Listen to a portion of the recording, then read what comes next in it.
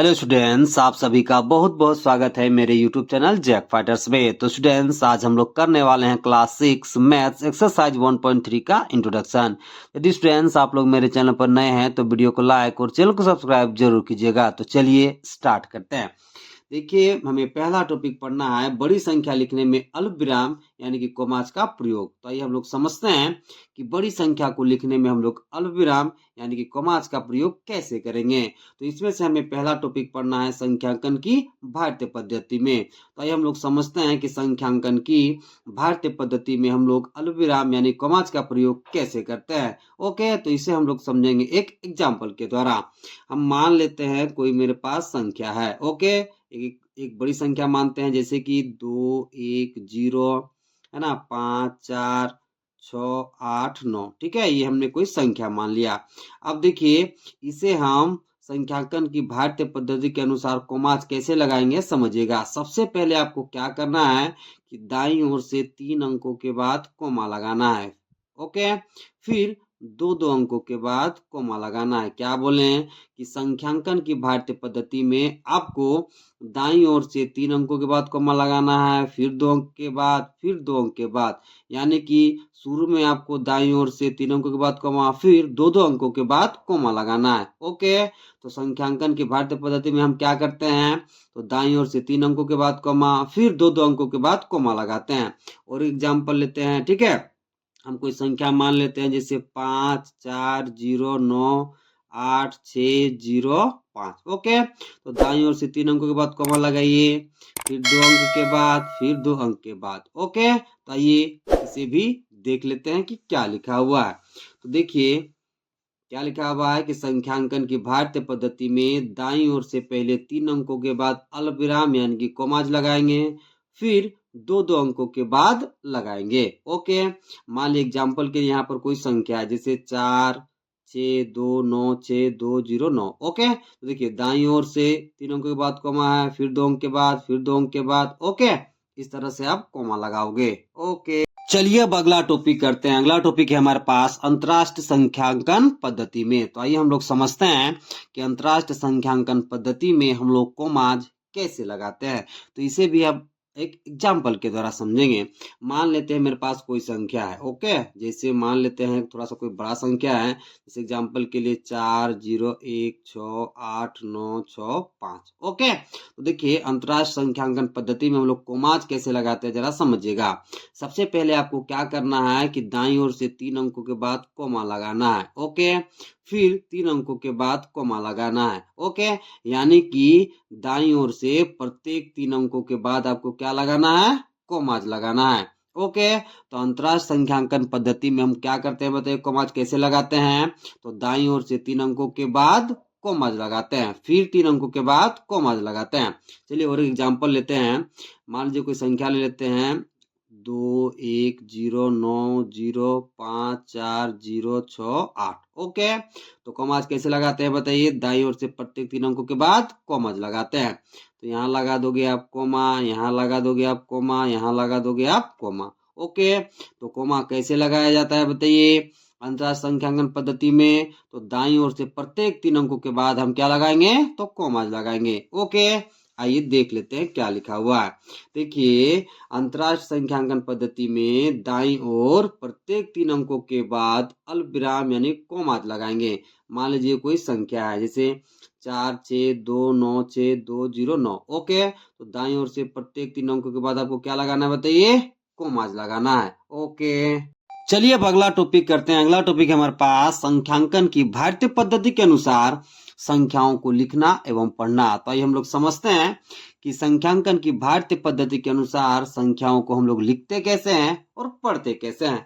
तो इसे भी हम लोग समझेंगे एक एग्जाम्पल के द्वारा। तो आइए समझते हैं। ओके, तो एग्जाम्पल के लिए हम लोग एक संख्या मान लेते हैं। ओके, वो संख्या क्या जरा समझिएगा। देखिए मान लीजिए वो संख्या है 2 5 4 0 9 6 8 4। ओके, ये संख्या है। ओके, तो इसे हम पढ़ेंगे कैसे और लिखेंगे कैसे जरा समझिएगा। ओके, देखिए दाईं ओर से पहले वाले अंक को हम लोग क्या बोलते हैं बताइए, तो इकाई। क्या बोलते हैं बताइए, इकाई। ओके, फिर दाईं ओर से दूसरे वाले अंक को हम लोग क्या बोलते हैं बताइए, दहाई। क्या बोलते हैं, दहाई। तीसरे वाले अंक को बताइए सैकड़ा। क्या बोलते हैं बताइए, सैकड़ा। फिर चौथे वाले अंक को बताइए तो हजार। ओके, पांचवे वाले अंक को बताइए तो 10,000। ओके, छठा वाला अंक को बताइए तो लाख। ठीक है, सातवां वाला अंक को बताइए तो इसे हम क्या बोलते हैं बताइए, तो 10 लाख। ओके, अब आठवां वाला अंक को हम लोग क्या बोलते हैं बताइए, तो करोड़। क्या बोलते हैं बताइए, करोड़।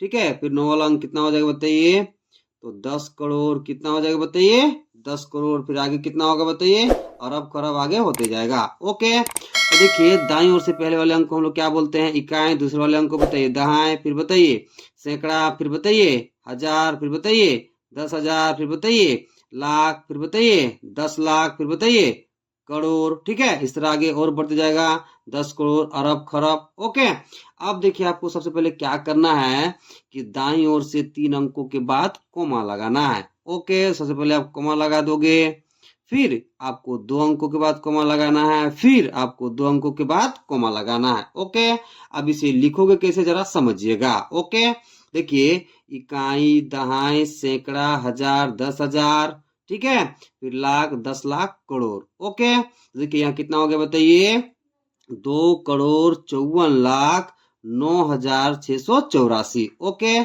और एक थोड़ा यहाँ समझ लीजिएगा। देखिए हजार हजार को आपको एक साथ रखना है। ओके, अब देखिए लाख लाख को आपको एक साथ रखना है। क्यों, क्योंकि लास्ट में क्या आ रहा है बताइए, लाख लाख, और यहाँ क्या आ रहा है बताइए, हजार हजार। ओके, तो इस संख्या को आप लिखोगे कैसे, भारतीय संख्यांकन पद्धति के अनुसार। तो देखिए, ठीक है, इकाई, दहाई, सैकड़ा, हजार, 10,000, लाख, 10 लाख, करोड़। तो 2,54,लाख,9,684। ओके, तो क्या लिखोगे बताइए, तो 2,54,लाख 9,684। 600 बताइए, 84। ओके, तो चलिए अब अगला टॉपिक करते हैं। अगला टॉपिक है हमारे पास अंतरराष्ट्रीय संख्यांकन पद्धति के अनुसार संख्याओं को लिखना एवं पढ़ना।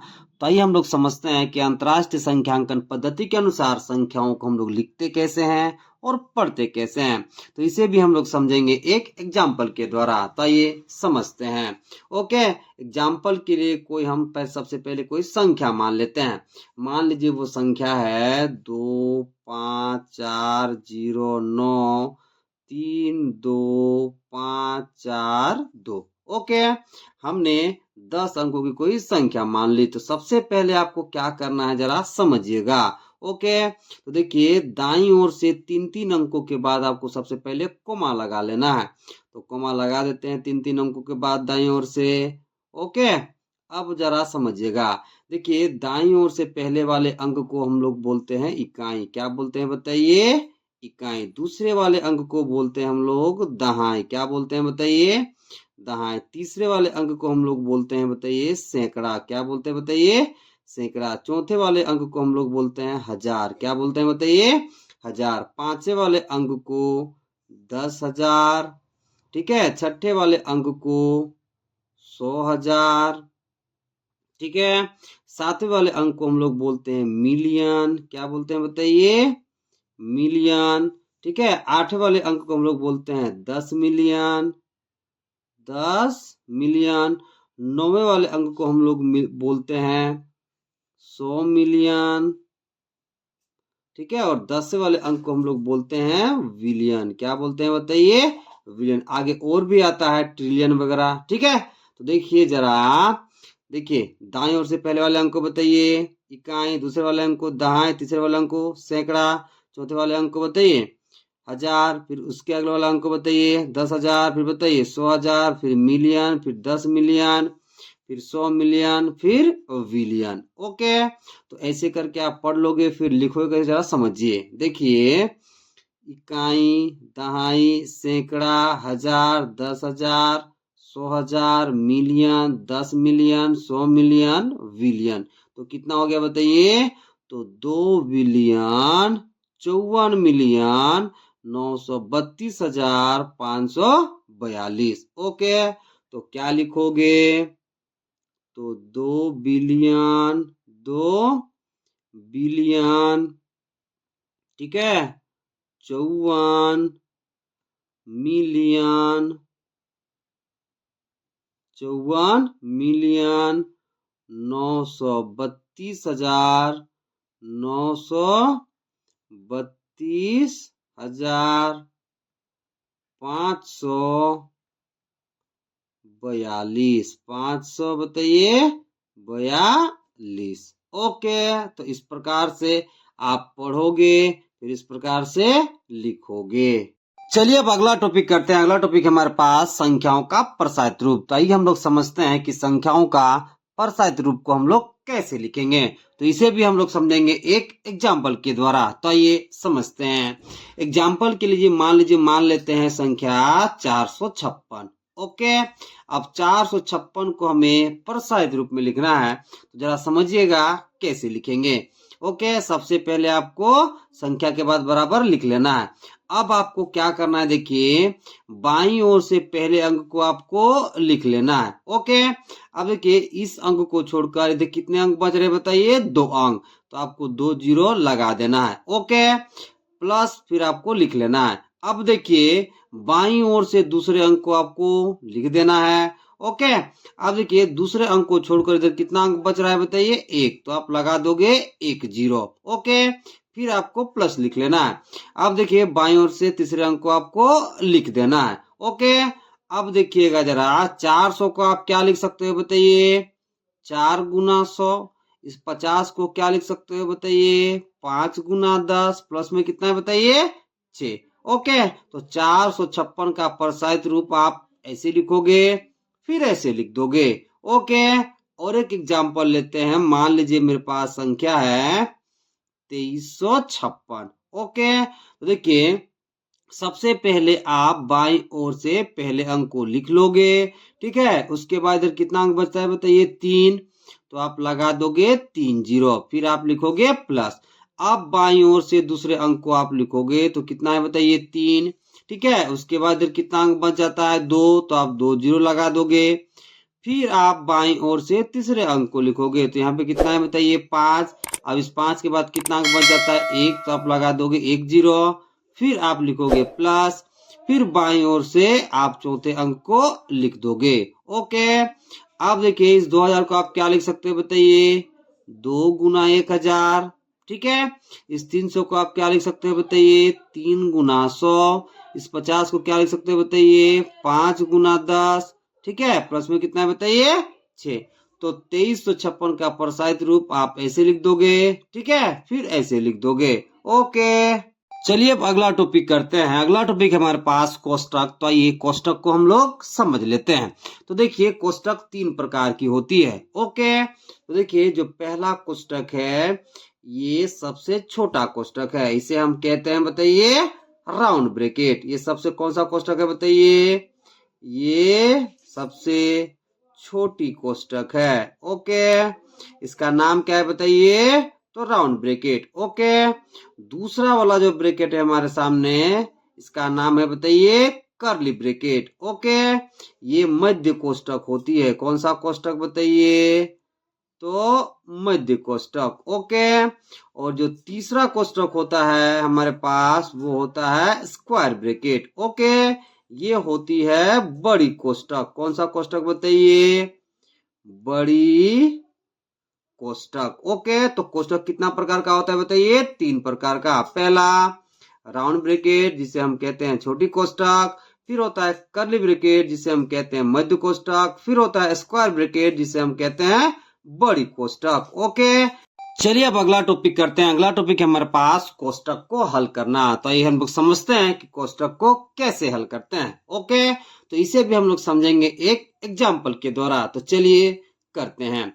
तो मान लीजिए मेरे पास कोष्टक के भीतर बंद है 3 + 2, ठीक है, गुना 5। ओके, तो सबसे पहले आप काम क्या करोगे, कोष्टक वाले पार्ट को यानी कि ब्रैकेट वाले पार्ट को आप पहले हल करोगे। ओके, तो 3 को 2 से जोड़ोगे तो कितना मिलेगा बताइए, 5 गुना इधर कितना है बताइए 5, तो 5 को 5 से गुना करोगे तो कितना मिल जाएगा बताइए 25, कितना मिल जाएगा 25। तो सबसे पहले आपको क्या करना है कि ब्रैकेट वाले पार्ट को सबसे पहले हल करना है, फिर इधर जो भी ऑपरेशन रहेगा उस ऑपरेशन को आपको बाद में करना है। ओके, और एक एग्जांपल समझते हैं। मान लीजिए 5 में से 3 जा रहा है, ठीक है, और ये कोष्टक के भीतर बंद है, ठीक है, भागा मान लीजिए 2 है। ओके, तो सबसे पहले आपको क्या करना है, कोष्टक वाले पार्ट को हल कर लेना है। तो देखिए 5 में से 3 जाएगा तो आपको कितना मिलेगा बताइए 2, भागा कितना हो रहा है बताइए 2। ओके, अब देखिए 2 को 2 से भाग दोगे आप तो आपको कितना मिलेगा बताइए, तो 1 मिलेगा। ओके, और एक एग्जांपल समझते हैं। देखिए 5 में से 3 जा रहा है और ये बंद है कोष्टक के भीतर, गुना हो रहा है 2 के साथ। तो सबसे पहले आपको क्या करना है, ब्रैकेट वाले पार्ट को पहले हल करना है। तो 5 में से 3 जाएगा तो आपको कितना मिलेगा 2, फिर आप 2 से क्या कर दोगे, गुना कर दोगे। तो 2 को 2 से गुना करने पर कितना मिलेगा बताइए 4, कितना मिलेगा 4। ओके, तो सबसे पहले आपको क्या करना है, कोष्टक वाले पार्ट को हल कर लेना है, फिर इधर जिसके साथ क्रिया होगा यानी कि इधर प्लस के रूप में रहेगा तो आपको बाद में जोड़ देना है, घटाव के रूप में रहेगा तो आपको घटा देना है, भागा के रूप में रहेगा तो आपको भागा दे देना है। ओके, तो सबसे पहले आपको क्या करना है, कोष्टक वाले पार्ट को हल करना है। ओके, चलिए अब अगला टॉपिक करते हैं। अगला टॉपिक है हमारे पास रोमन संख्यांक। तो आइए रोमन संख्यांक के बारे में समझ लेते हैं। ओके, तो देखिए इधर मान लीजिए क्या है बताइए, अंक या संख्या, इधर क्या है बताइए रोमन संख्यांक या फिर संकेत। तो देखिए यदि आपके पास अंक 1 रहेगा तो उसे रोमन संख्या या फिर संकेत में आप लिखोगे आई। यदि 2 रहेगा इधर अंक में तो आप लिखोगे 2i, 3 रहेगा इधर तो आप लिखोगे 3i, 4 रहेगा तो आप रोमन संख्यांक में लिखोगे आई और भी, ठीक है, 5 रहेगा तो आप लिखोगे भी, ठीक है, 6 रहेगा तो आप लिखोगे भी आई, 7 रहेगा तो आप लिखोगे भी उसके बाद 2i, 8 रहेगा तो आप लिखोगे भी और 3i, 9 रहेगा तो आप लिखोगे आई एक्स, 10 रहेगा तो आप लिखोगे एक्स, 50 रहेगा तो आप लिखोगे एल, 100 रहेगा तो आप लिखोगे रोमन संकेत में सी, 500 रहेगा तो आप लिखोगे डी, 1000 रहेगा तो आप लिखोगे एम। ओके, देखिए इधर क्या है बताइए अंक या संख्या और इधर क्या है बताइए रोमन संख्यांक या फिर संकेत। ओके, तो इसको आपको याद रखना है ताकि एक्सरसाइज में क्वेश्चन बनाने में कोई प्रॉब्लम ना हो। ओके, चलिए अगला टॉपिक करते हैं। देखिए अगला टॉपिक क्या कह रहा है कि रोमन पद्धति को लिखने हेतु कुछ नियम। तो ये समझते हैं कि रोमन पद्धति को लिखने के कौन कौन से नियम है। तो पहला नियम समझिएगा। देखिए क्या कह रहा है नियम कि किसी संकेत की जितनी बार पुनरावृत्ति होती है उसके मान को उतनी बार जोड़ दिया जाता है। मतलब जो संकेत जितना बार रिपीट करेगा उसके मान को उतनी बार जोड़ देंगे। एग्जाम्पल समझिएगा। देखिए आई यहाँ कितना बार आ रहा है बताइए 2 बार। आई किसको इंडिकेट करता है बताइए, तो अंक 1 को, इसलिए 1 को कितना बार जोड़ा गया है बताइए 2 बार। तो रिजल्ट में हमें कितना मिल रहा है 2। ओके, अब देखिए यहाँ पे आई 3 बार आ रहा है, ठीक है, आई किसको इंडिकेट करता है, तो अंक 1 को, इसलिए 1 को कितना बार जोड़ा गया है बताइए 3 बार। तो रिजल्ट में हमें कितना मिल रहा है 3। अब देखिए एक्स यहाँ कितना बार है बताइए 2 बार।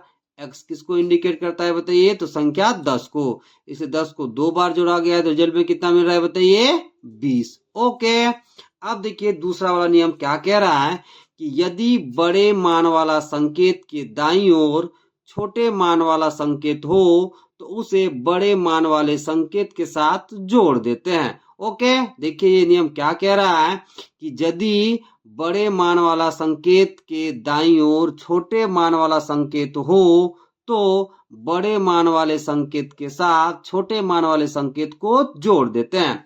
तो देखिए यहाँ पे एग्जाम्पल के लिए देखिए यहाँ पे कितना है बताइए 6। तो देखिए 5 क्या है बताइए बड़ा संकेत, ओके, बड़ा मान वाला संकेत, और 1 क्या है बताइए छोटा मान वाला संकेत। तो देखिए जो छोटा मान वाला संकेत है वो बड़े मान वाला संकेत किधर है बताइए दाईं ओर। तो तो हम क्या करेंगे, इस बड़े मान वाले संकेत के साथ छोटे मान वाले संकेत को जोड़ देंगे। तो देखिए 5 किसको इंडिकेट करता है बताइए, तो अंक 5 को, और आई किसको इंडिकेट करता है बताइए, तो अंक 1 को। तो दोनों को जोड़ेंगे तो कितना मिलेगा, 6। उसी तरह से देखिए 10 के दाईं ओर कितना है बताइए, 3। ओके, यानी कि आई कितना बार है बताइए, 3 बार।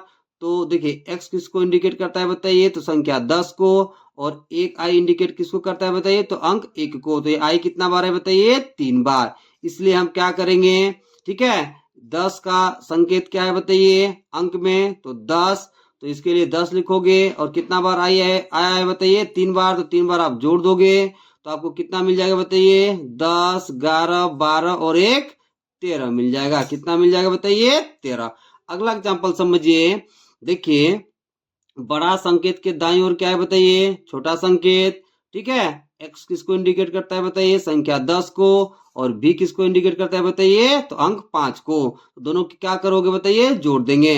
तो 10 को 5 के साथ जोड़ोगे तो आपको कितना मिल जाएगा बताइए, 15। कितना मिल जाएगा, 15। ओके, अब आइए समझते हैं तीसरा नियम को।